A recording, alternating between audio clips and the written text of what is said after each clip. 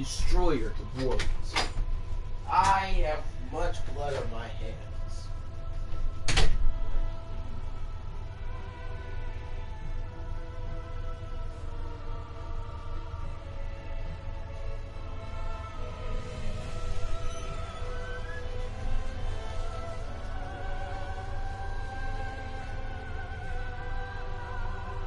I am.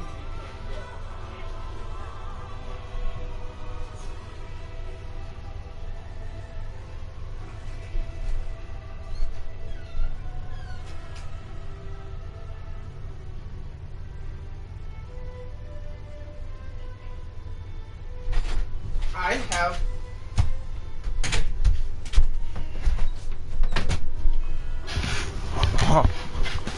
Yeah, hot.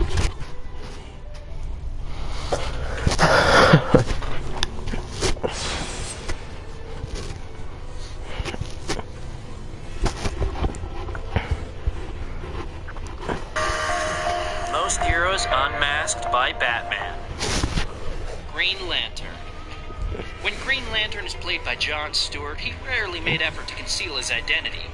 We get to see that in the Justice League animated series. However, in the Justice League movies, it is not Army Man Jon Stewart that is Green Lantern, but the renowned pilot of Ferris Air and occasional love interest of Carol Ferris is. In the movie Justice League War in 2014, Batman meets Green Lantern when they confront parademons. Lantern's initial reaction toward Batman was scorn and disdain, but all that time Big Bat was doing was studying Lantern and his ring. The movie shows us that it doesn't always take great measures to unveil a secret identity of someone, but just pure concentration on simple matters will do the trick, just like Batman did. As far as I can tell, Hal, you and I are the only normal people here. I never told you my name.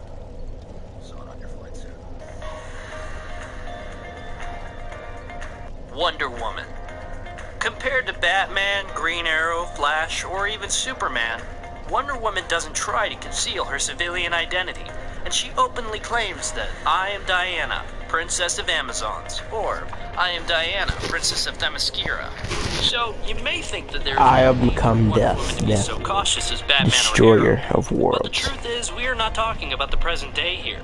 Actually, the timeline spans for more than 100 years. Princess Diana of Themyscira, also known by her superhero title Wonder Woman, fought valiantly side by side with Steve Trevor in 1918 during the First World War. But it all happened a century ago, right? And who in the world would live long enough to remember her? Although none lived long enough to tell the tale, genius supervillain Lex Luthor was able to dig up this incident. As we know, the rapid technology advancement didn't take place until World War II. Yet photographic plates were in use during World War I, and that gave Diana away.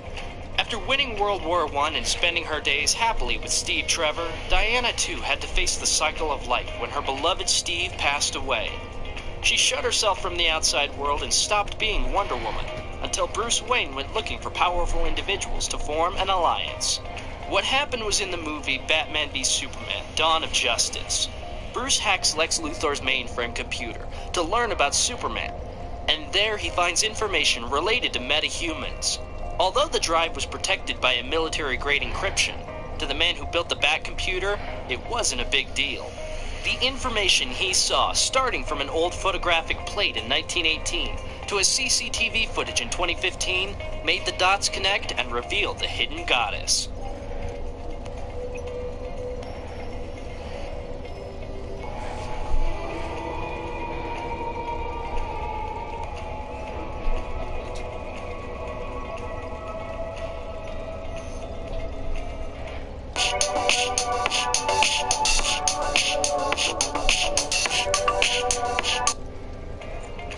Batgirl.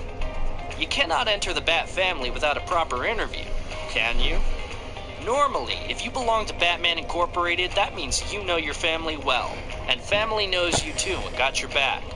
But in the animated series The Batman, someone tried to force her way into the Bat family, and we know who that is. Yes, Batgirl.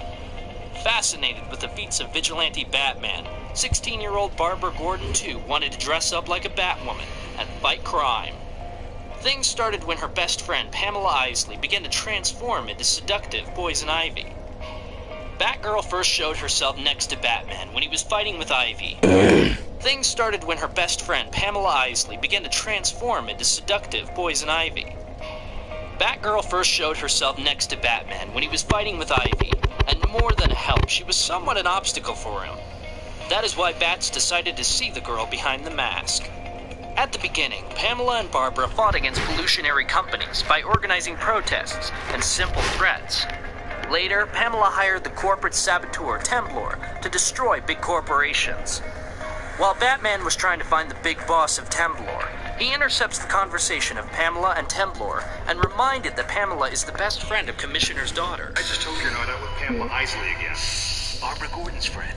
After Isley turned into Poison Ivy, out of nowhere, a girl who dressed like a bat turns in and tries to talk her away from committing crimes. The only people who knew Pamela as Ivy is Batman, Commissioner Gordon, and a few higher-ups in Gotham PD, apart from Barbara, who witnessed the transformation firsthand like Batman.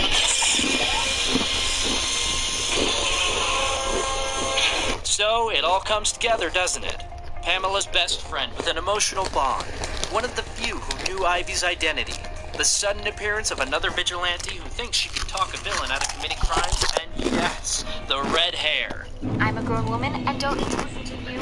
Then for your own safety, if you won't listen to me, I'm gonna have to tell your father, Miss Gordon.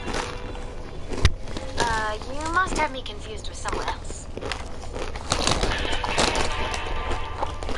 Dude, you just broke the superhero secret identity code. Dracula. In the DC universe, Count Dracula is considered to be a primordial antagonist, which is not a surprise compared to many legends and stories we have heard about him. But that doesn't rule out the possibility of Prince of Darkness being portrayed as an avenger, or sometimes a savior, just like in 2013's Dracula TV series, or the 2014 movie, Dracula Untold. Nevertheless, what's interesting is getting to know the real identity of Dracula in the movie Batman vs. Dracula. Bruce Wayne and Dracula meet for the first time in the event Energy Expo, organized in Wayne Manor. Dracula introduces himself as Dr. Alucard, an anthropologist from Eastern Europe, who has currently taken an interest in Gotham's Dark Knight. At the party, a waiter comes by with a tray of beefsteak tartare. Alucard, an anthropologist from Eastern Europe, who has currently taken an interest in Gotham's Dark Knight. At the party, a waiter comes by with a tray of beefsteak tartare, which Dracula marvels at before eating. Yet when another waitress comes by with a tray of garlic shrimp, the Count is noticeably disturbed.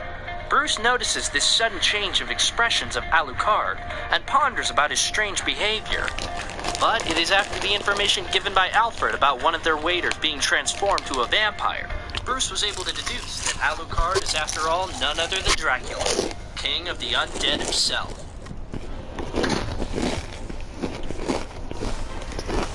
Whatever are you writing? His name. Alucard. Green Arrow.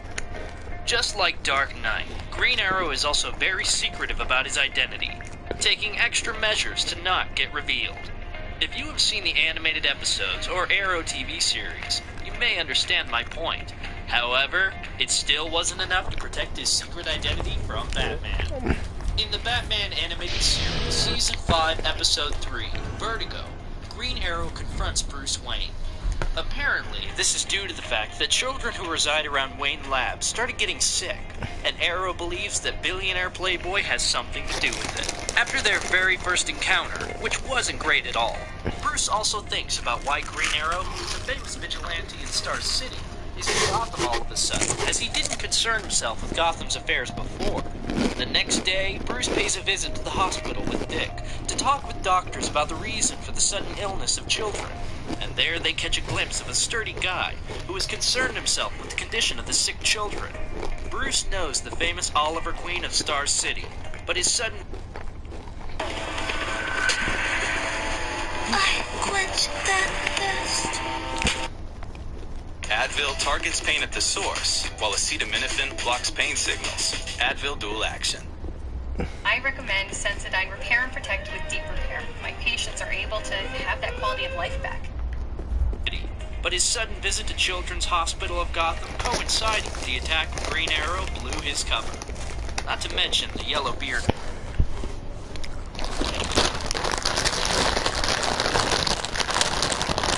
I am become death, destroyer of worlds.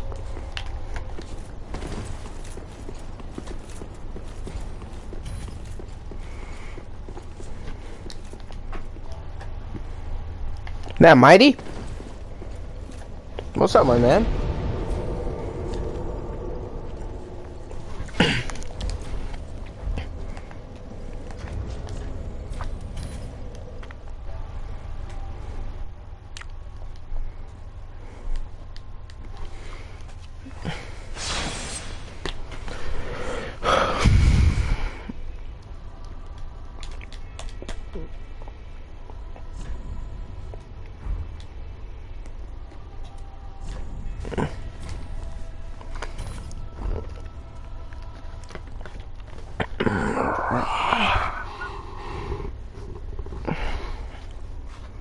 Hair. You know him? In a way. It only took a matter of seconds for Batman to deduce the secret identity of Green Arrow after their visit to the hospital. You were driving that limo. The limo that belongs to Bruce Wayne. Now do you see why I'm so sure of him? Ollie. Hey, how'd you know? He is the Batman, after all. Hawkman. Hawkman in Justice League Unlimited is introduced in a bit of a different way than usual. In episode 28, Shadow of the Hawk, an archaeologist named Joseph Gardner approaches Shayera, seeking help on the discovery he made of a Thungarian blade, apparently on Earth since 6000 BCE. He offers to talk to her over dinner, and she agrees to the appointment, turning it into much like a date. However, before Shayera goes to meet our new friend, Batman reveals the truth about Joseph Gardner, and goes out of his way to show Shayera what type of persona her new date has actually been, other than revealing his identity.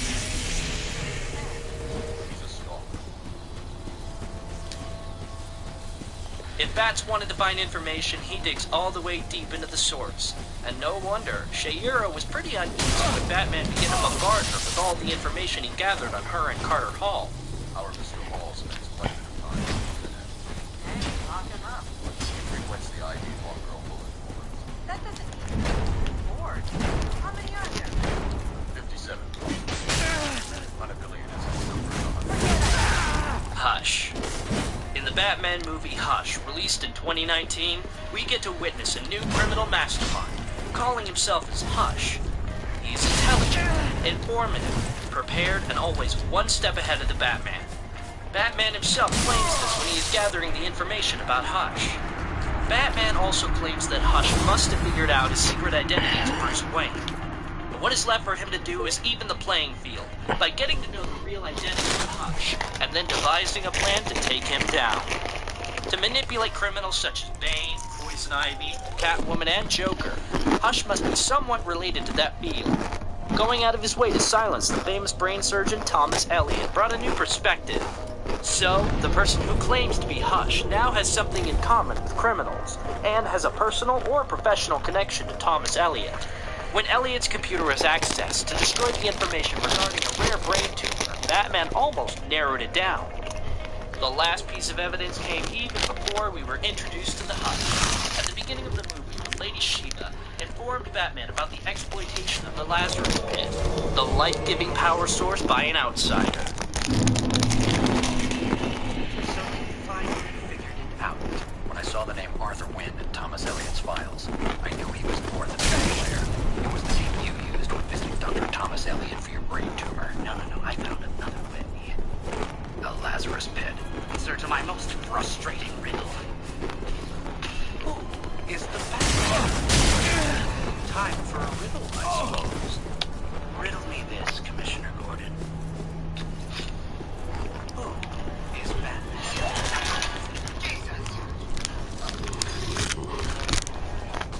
Flash.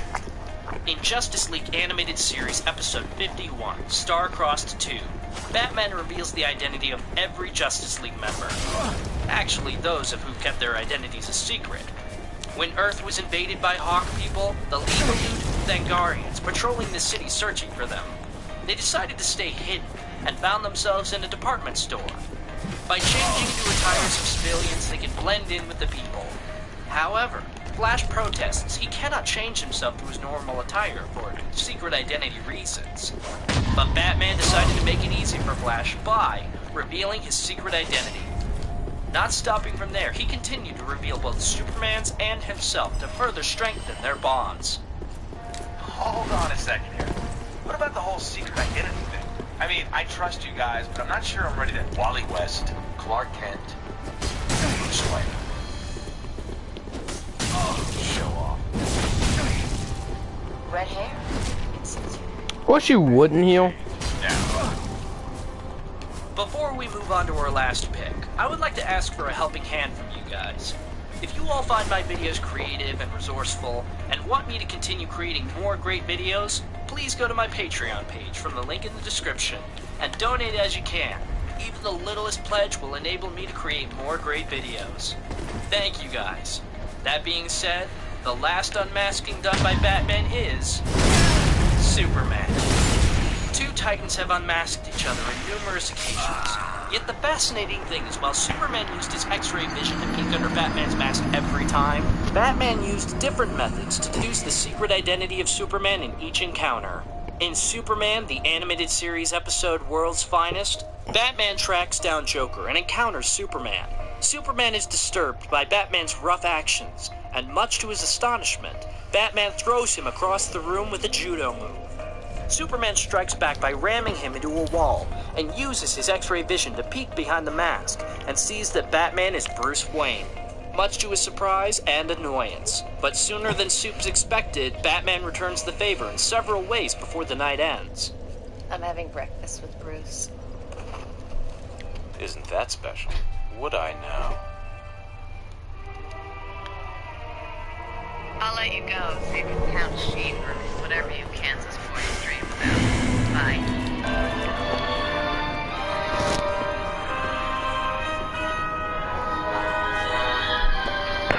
Touche.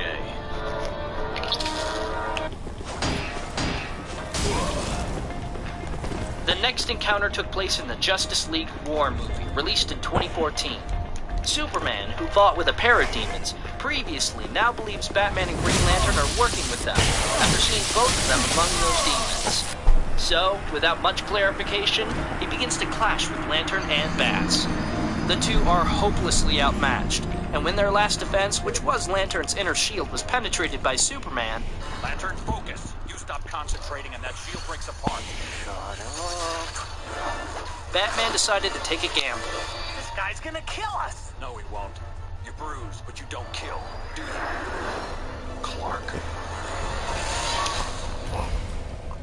In the Batman animated series, Season 5, Episode 1, The Batman/Superman Story Part 1, Batman plays the true detective in finding Superman's secret identity by deducing clues.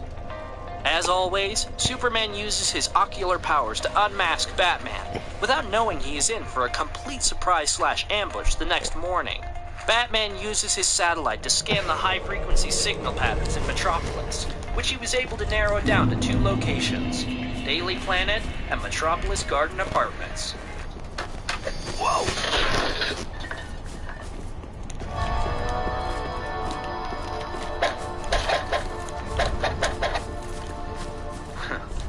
They call me a split personality. Mr. Wayne, you really are the world's greatest detective. It's the one and only Eagle Double G.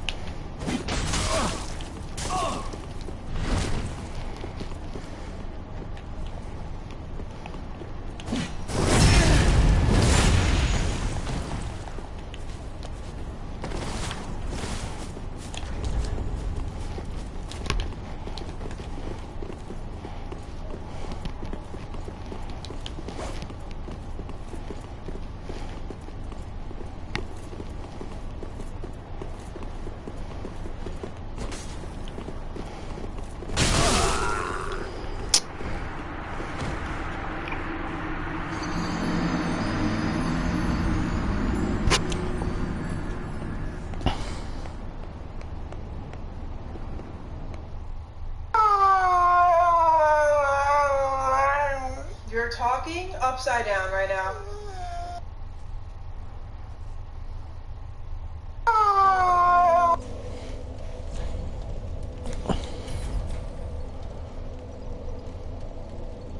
Yeah? Yeah, we are pregnant. We're having a baby.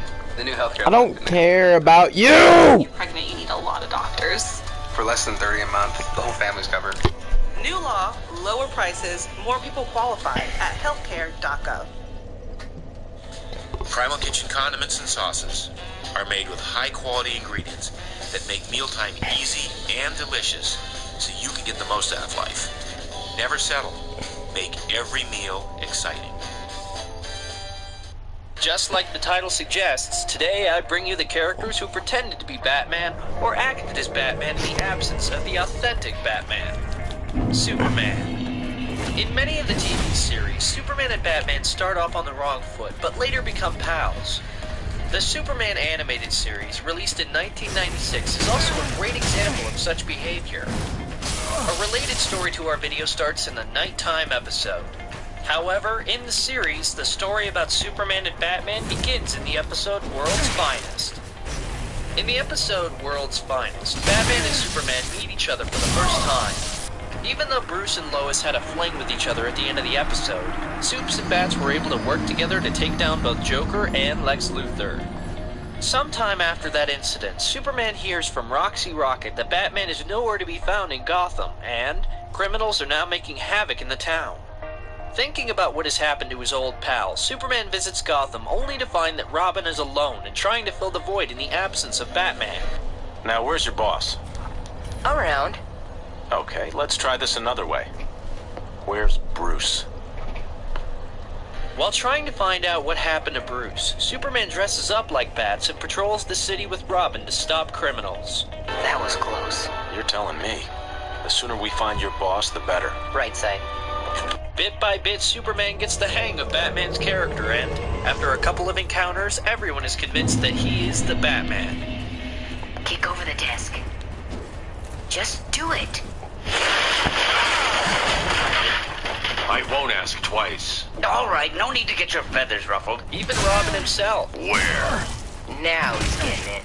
So how'd you do Batman's voice? Precise muscle control. Plus, I have a pretty good ear. Don't do that again. At the end of the episode, we get to see that it was Brainiac who injected nanites into Bruce and controlled him into building a rocket. However, with Batman in town, there is no place for Brainiac. Dick Grayson. The first Robin, who was the next in line to take the mantle from Bruce, walked away from that choice ages ago, made his own path, and became Nightwing. Yet in the movie Batman Bad Blood, released in 2016, he had to wear the legendary cape in order to keep the villains in line amidst the sudden disappearance of Batman. A group of criminals led by Heretic engages in a fight with Batwoman inside a factory, and when the battle ensues, Batman arrives to aid her. However, after sharing blows one after another, the masked man Heretic decided to detonate the explosives planted within the facility. Running out of time, Batman saves Batwoman by flinging her out of the facility, but fails to make it out of there by himself alive. Since then, no matter how many times the bat signal lit, no one showed to respond to the loose criminals until Dick Grayson Wayne returned to take his rightful place. Joker. As we all know, Joker is crazy and creative at the same time. In the Batman TV series, Joker pulls another stunt by poisoning Batman. The poison is known as the Joker Venom, and when injected, within 24 hours, the characteristics of the victim get suppressed, and a crazy Joker-like behavior emerges. Please! Since Batman is now turning into a Joker, our original Joker decided that Gotham is in need of a new Batman, and the new Caped Crusader begins his journey. With Joker being dressed as Batman and Batman acting like a Joker, common criminals like Penguin are very much confused. Joker. Batman? If it isn't Dumb and Dumber. Okay, now you two are starting to creep me out. Everything seems to be in chaos, but there wasn't comfort. Until 24 hours were up, Batman's free will is not affected by the venom. Meaning if Batman can produce the antidote within that time, he can be cured. Or it will be the end of not only Gotham, but the whole world. Therefore, Batman Who in the next Laughs. 24 hours, Batman tries to take custody of the Joker Venom from Joker.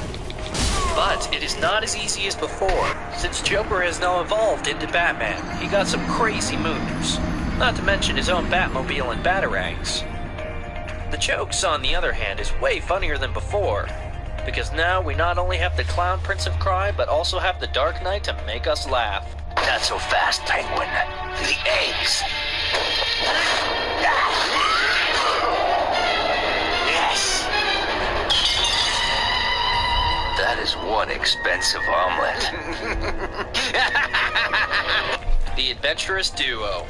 Mr. Freeze, as we all know, was a doctor who was an expert in cryogenics, and while attempting to cure his terminally ill wife, Nora, unfortunately was caught in a laboratory mishap. The result was Mr. Freeze. In the year 2027, the Bat family had to again go against Mr. Freeze, now known as Freeze 2.0, after his upgrade. This pushed Batman and the gang to great lengths to neutralize the Freeze. Diamonds cut even the hardest glass. How's that for poetic justice? Yet at the end, amidst the burning fires, Freeze was able to escape and get into the lab to cryogenically freeze himself. He plans to fall into a great slumber until the time comes where the people of the future will wake him, so that he may reawake in a world without Batman. A millennium has passed since then. The story of Batman has turned into a legend, and then a myth with the time passed. Until two adventurers begin to search for the long-lost Batcaves, they are left with no other option for the upcoming catastrophe. One of the adventurers logs his journey. We seem to have found definitive proof that ancient Gotham's legendary Batman, long thought to be a myth, actually existed. The time is exactly 1900 hours. The date is August 8th, 3027. The date is August 8th, 3027, and the great city is now plummeting into chaos. Freeze 2.0 has been reawakened. He is terrorizing the city like he did 1,000 years ago. Freeze laughs about a world without Batman. But when the two adventurers find the now-forgotten Batcave, everything starts to change. Freeze roams the city, striking fear into the hearts of innocent inhabitants who have become helpless in this freezing weather. But, out of nowhere, the Batman swoops down from one of the Wayne Towers. Freeze screams with terror. The Batman couldn't have survived 1,000 years. The Dark Knight cracks the villain's glass yet again with the anti-freeze solution. Freeze 2.0 braces the ground, defeated in much agony and disbelief. Several more Batmen surround the first. The heroes are revealed to be adventurous scientists in disguise. They thank Batman for his help and for never abandoning Gotham even after all this time. Batman. Even 1,000 years into the future, he refused to leave Gotham unprotected. Alfred Pennyworth. One of the best on the list and my favorite apart from Superman's impersonation. Long story short, Melanie Bromwell, Gotham News' network's pushy host, has decided to cast the most eligible bachelor in town, Bruce Wayne, in her program, A Day in the Life. Everything went smooth until Penguin crashed the day and got in the way. Bruce had no option other than to be Batman and fight Penguin. But doing so has compromised Bruce's identity, not to mention Mel being suspicious about Bruce's disappearance during Batman's appearance. To take the suspicion away from Bruce, Alfred decided to take charge. First, he kicks the videotape of Batman's fight into Wayne Manor to the hearth.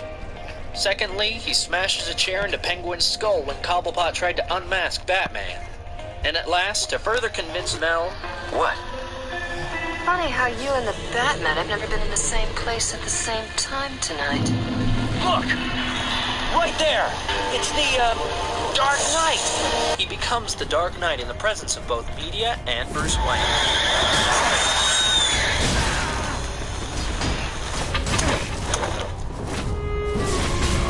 No, I know. Flirting with disaster. You were right. In more ways than you know.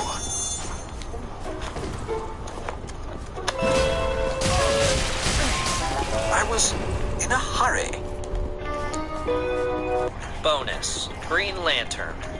In the movie Justice League War, Batman bestows the leadership of the team to Green Lantern as he had to go fight the War World Apocalypse to save Superman. Although Lantern didn't wear the cape, he acted exactly as Batman in Batman's absence, which was a surprise to himself as well. We got this! got this? That's your big battle cry. Don't worry about it, Smartass. It's the plan.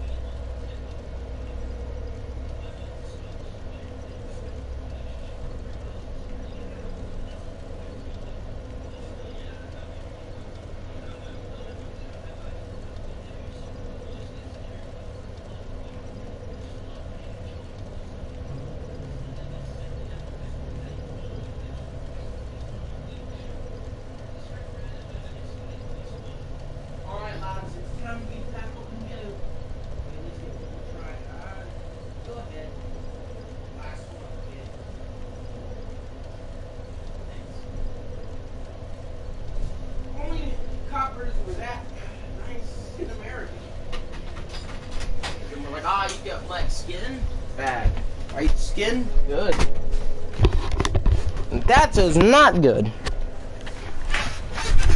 Well, that is not good at all.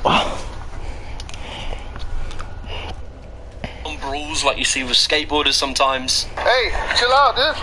He's a minor. But you do get it when a security guard will just come out, guns blazing, shouting at everyone.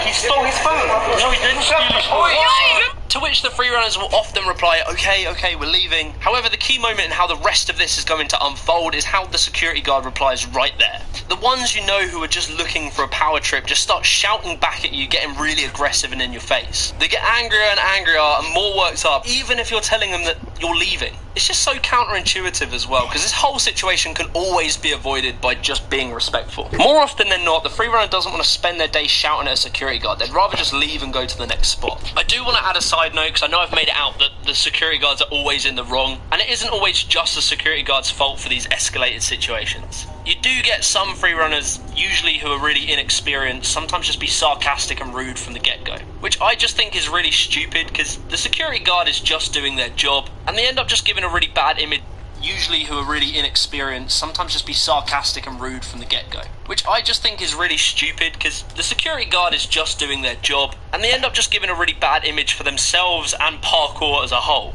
But by and large, most free runners will just pack their bags and leave if you ask them to. Make moves that start movements. Hennessy, the spirit of the NBA.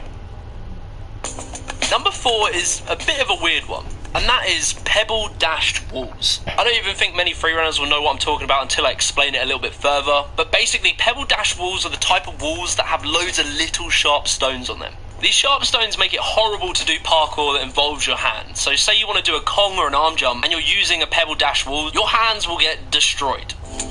If you even dare to simply touch one of these walls, they're effectively a cheese grater that's just going to grate the skin off your hands. They really are horrible. Like, I've had it before where my whole hands are just completely cut up. And what's worse is when you're out exploring looking for new spots, and you see this spot that looks like it's going to be really good, and then you go up to it and find out it has pebble-dashed walls. And effectively it rules out half of the things you might want to do at the spot. There is a slight upside to these kind of walls for parkour, which is that the pebble dash actually makes it really grippy, so if you're just doing stuff on your feet, it's fine. But if you do want to use them for Kongs or arm jumps, you might as well go home.